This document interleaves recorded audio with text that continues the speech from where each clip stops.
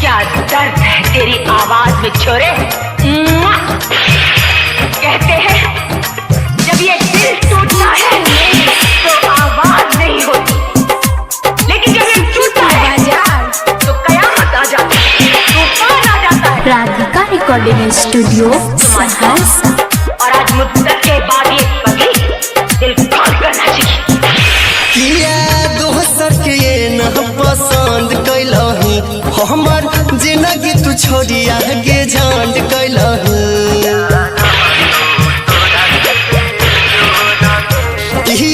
दोसर के न पसंद कैलही, हमर जिंदगी तू छोड़ी आगे झांड कैलही। किया भगल है कठोर गे, डोली से झोंके के देखी है जनाजा, रहतो तोरा से बेजोड़ गे। दुनिया से झोंके के देखी है जनाजा, हमर रहतो तोरा से बेजोड़ गे।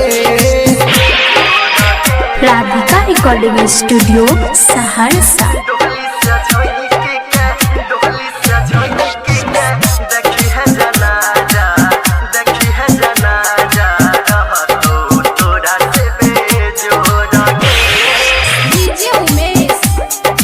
तेरे दर्द तेरी मोहब्बत के साथ ये दुनिया वाले क्या हिसाब करेंगे। हाँ जोई भी ससुरावा खइबो महुरावा, छोरी कचहिला जइबो दुनिया सहरावा।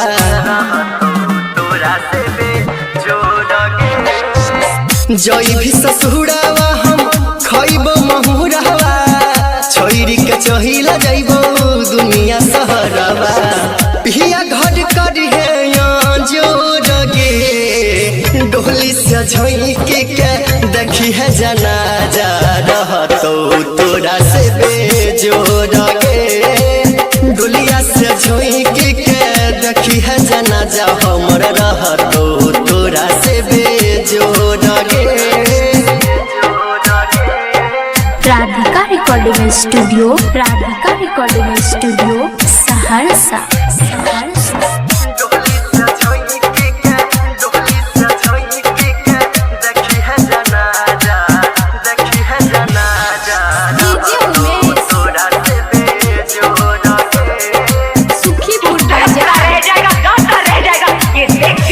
दुनिया केहना तोराई टहरा सरवन के भेलही, मोती के बिछावना जीवन के सुतैलही।